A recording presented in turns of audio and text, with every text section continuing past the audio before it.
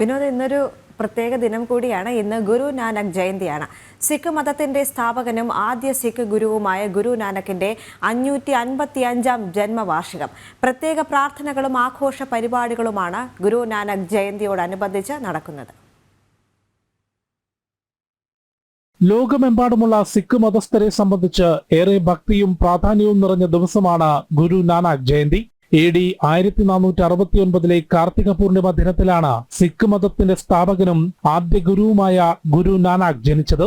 ഇന്നത്തെ പാകിസ്ഥാന്റെ ഭാഗമായ പഞ്ചാബ് പ്രവിശ്യയിലെ ഷെയ്ഖ്പുര ജില്ലയിലെ റായ്ഭോയ്ദി തൽവാന്തി എന്ന സ്ഥലത്തായിരുന്നു അദ്ദേഹത്തിന്റെ ജനനം.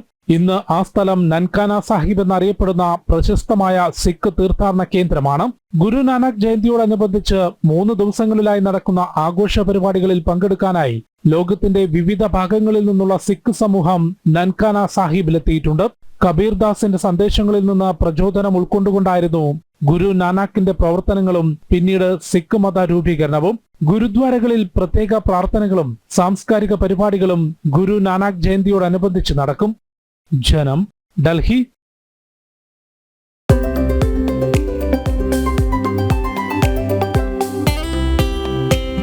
ഇന്ന് ഗുരു നാനാക്ക് ജന്മദിനം. സിഖ് മതസ്ഥാപകനായ ഗുരു നാനാക്കിന്റെ ജന്മവാർഷിക ദിനം.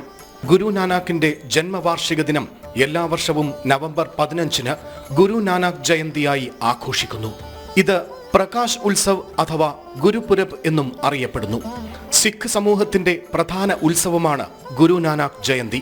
ശ്രീ ഗുരു നാനാക്കിന്റെ 555-ാം ജന്മദിനമാണ് ഇന്ന്.